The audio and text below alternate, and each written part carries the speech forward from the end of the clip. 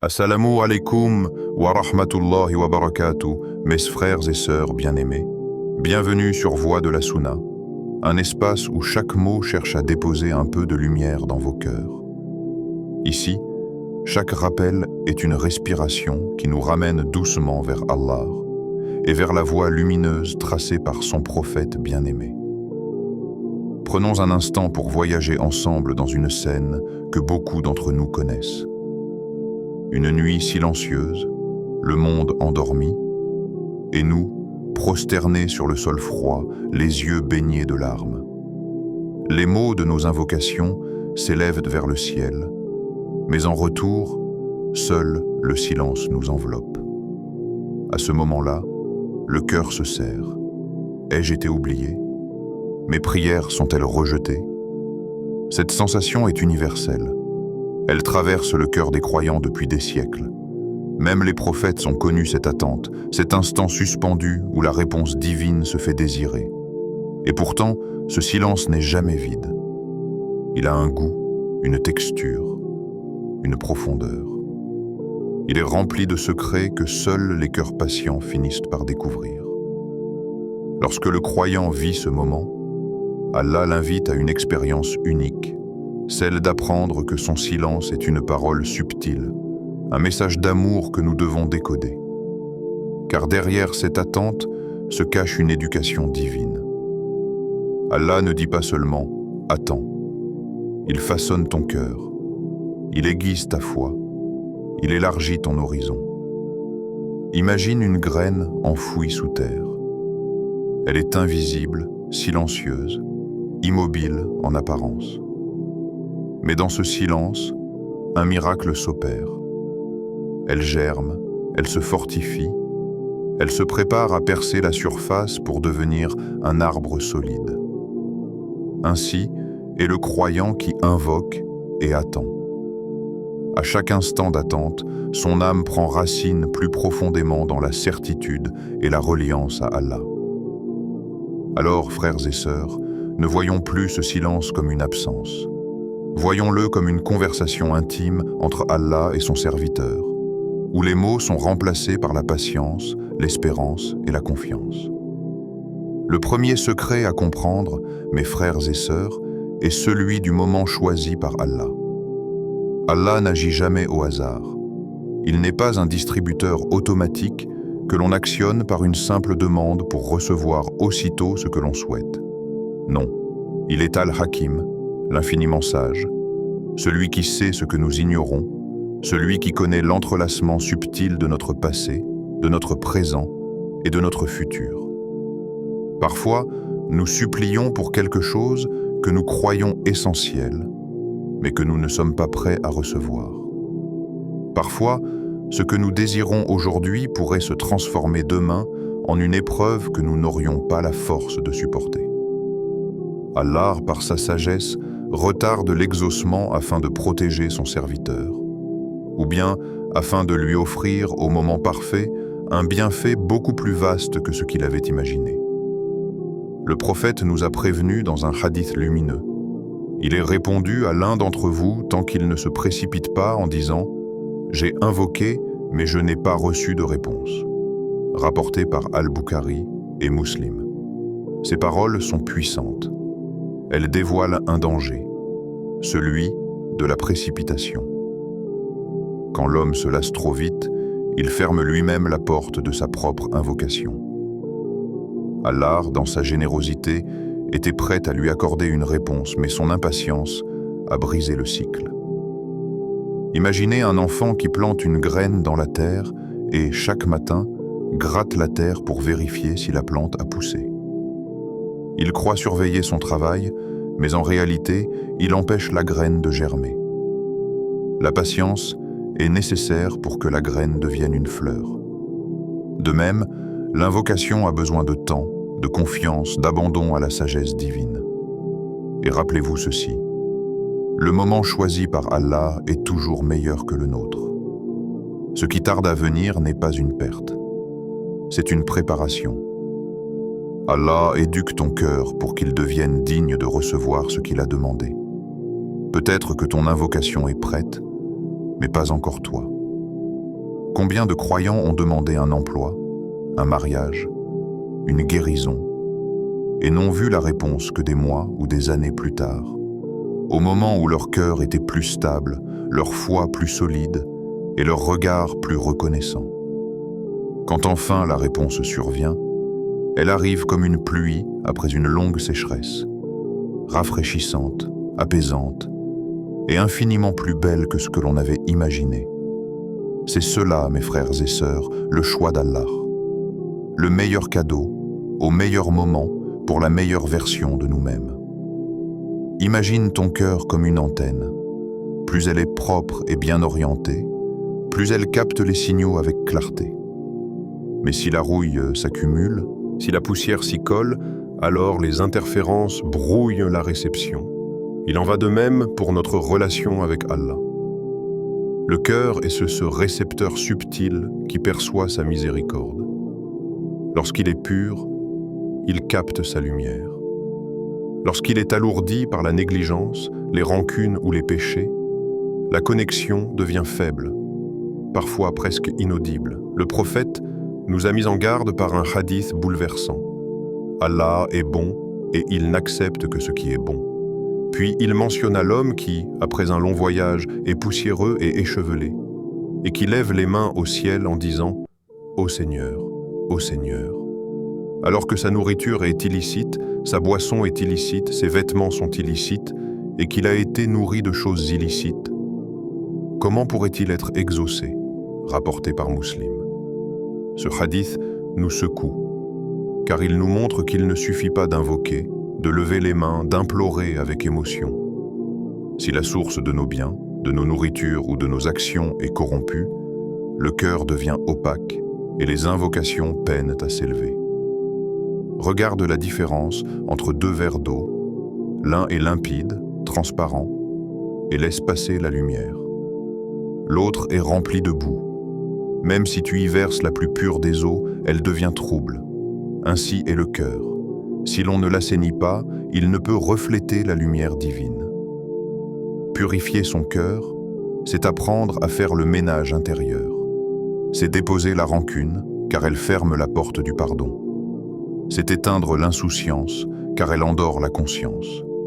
C'est abandonner les sources illicites, car elles obscurcissent la baraka. Chaque petit acte de purification est comme un coup de chiffon sur une vitre poussiéreuse. Peu à peu, la clarté revient. Et cela ne veut pas dire être parfait. Cela veut dire être sincère dans sa recherche. Chaque fois que tu demandes pardon, que tu t'éloignes d'un péché, que tu nourris ton âme de licite et de dhikr, tu as ajusté l'antenne de ton cœur vers le signal d'Allah. Frères et sœurs, le cœur pur est comme une radio bien réglée. Il capte les fréquences célestes avec netteté. Et dans ce cas, l'invocation n'est plus un simple cri dans le vide, mais un message porté directement vers celui qui n'abandonne jamais ses serviteurs.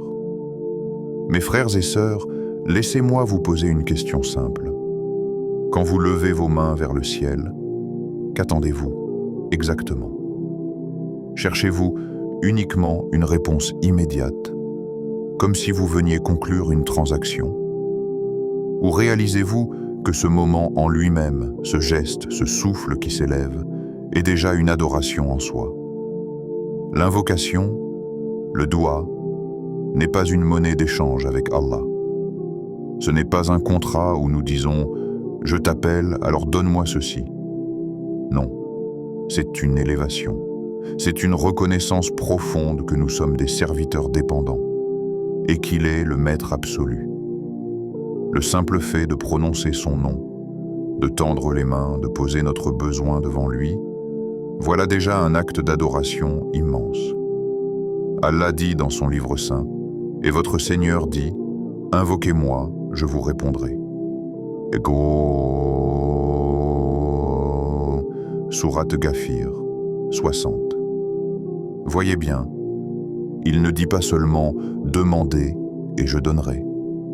Il place l'invocation comme une clé qui ouvre à la fois la réponse et la proximité. Car la promesse d'Allah ne se limite pas aux résultats visibles. Parfois, Sa réponse est un soulagement intérieur. Parfois, une protection invisible. Parfois, un bienfait futur dont nous n'avons pas encore conscience. Prenons un exemple. Imaginez un enfant qui s'approche de son père avec un dessin maladroit. Le père ne regarde pas seulement le dessin, il regarde surtout l'amour, l'intention, le fait que son enfant est venu vers lui. De même, quand nous invoquons Allah, ce qui compte n'est pas uniquement l'objet de notre demande, mais l'acte même de venir à lui, de montrer que nos cœurs dépendent de lui seul. Posez-vous cette question. Combien de fois, dans vos prières, avez-vous ressenti une paix profonde rien qu'en invoquant, même avant de voir une réponse concrète? Cette paix est déjà une réponse. Cette sérénité est déjà un signe qu'Allah vous a écouté. Le danger est de réduire le doua à une transaction. J'ai demandé, je n'ai pas reçu, donc je suis déçu. Non. Le véritable croyant voit plus grand.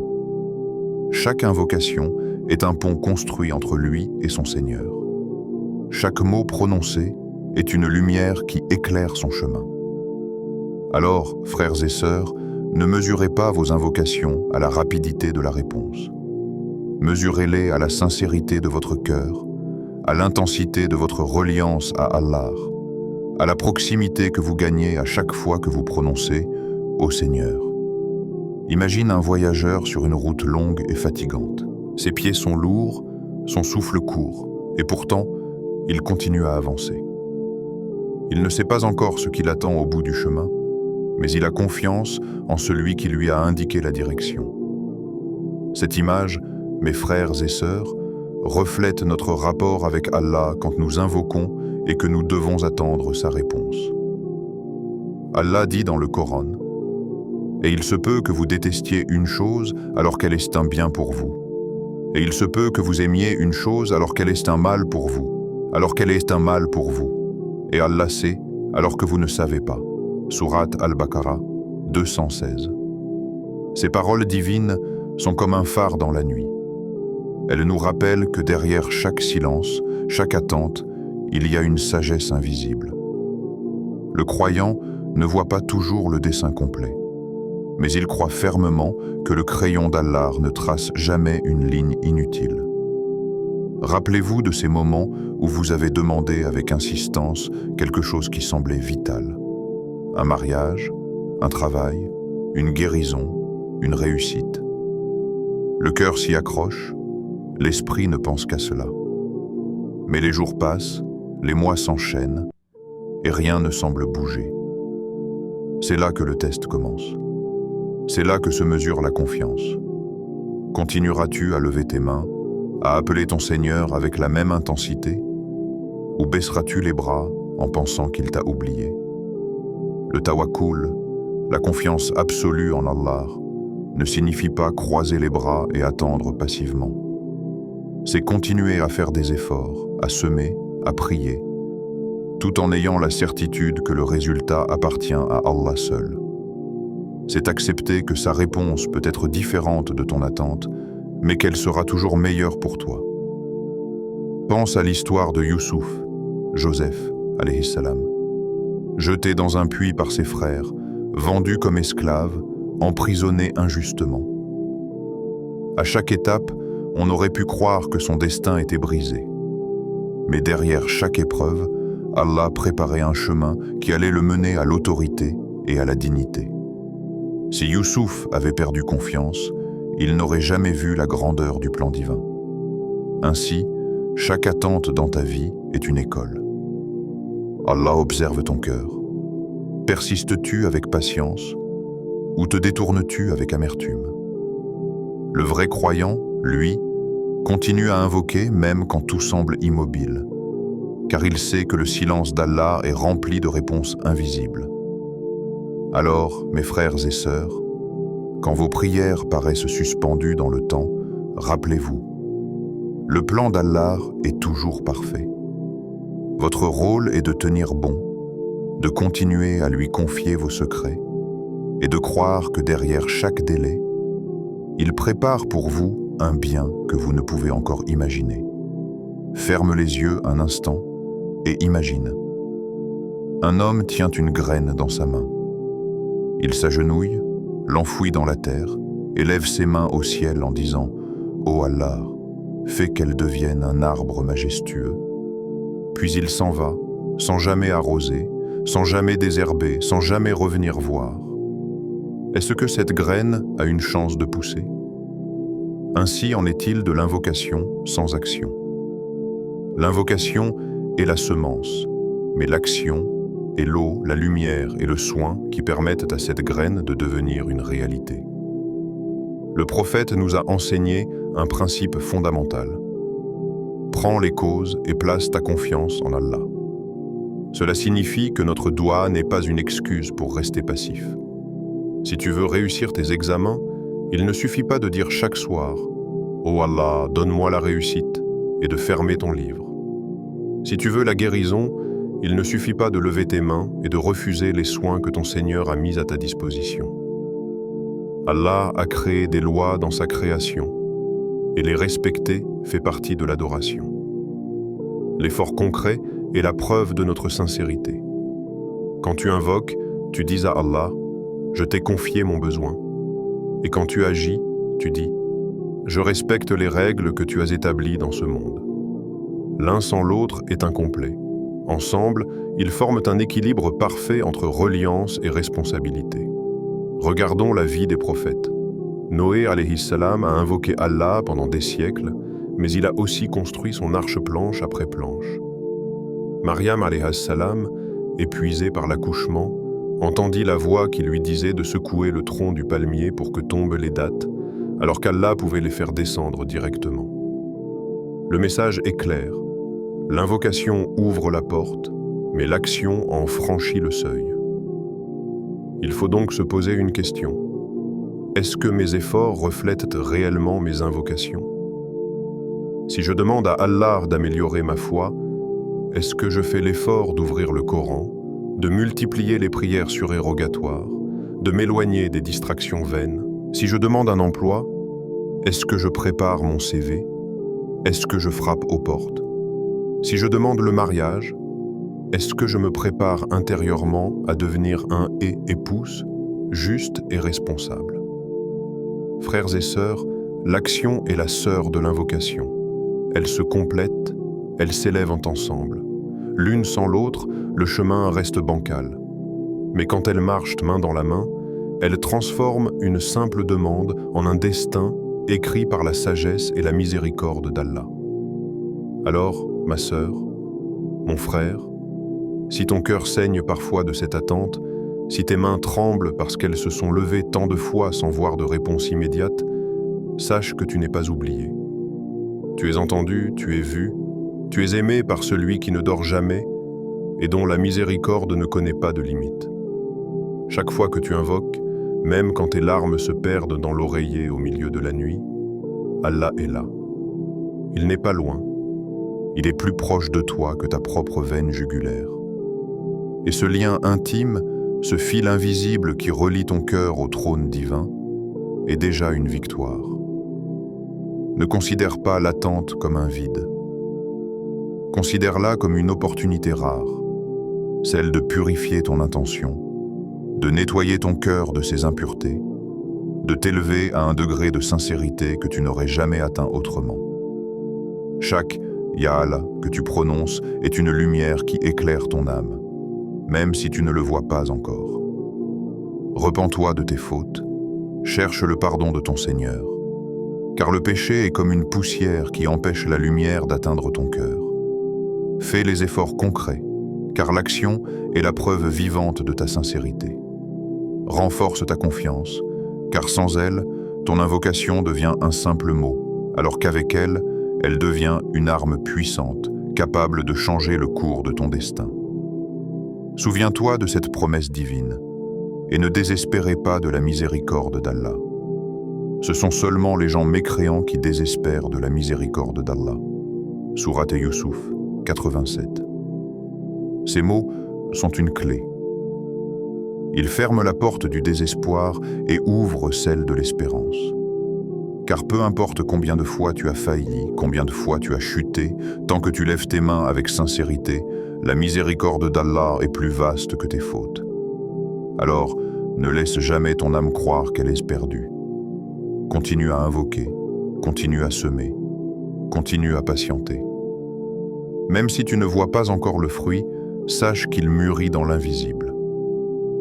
Allah choisira le moment parfait pour te le donner, d'une façon qui te rappellera qu'il est le meilleur des planificateurs. Abonne-toi à Voix de la Sunna. Active la cloche pour ne manquer aucun rappel bénéfique. Et si cette parole t'a touché, partage-la avec ton frère, avec ta sœur, avec quelqu'un qui attend aussi une réponse.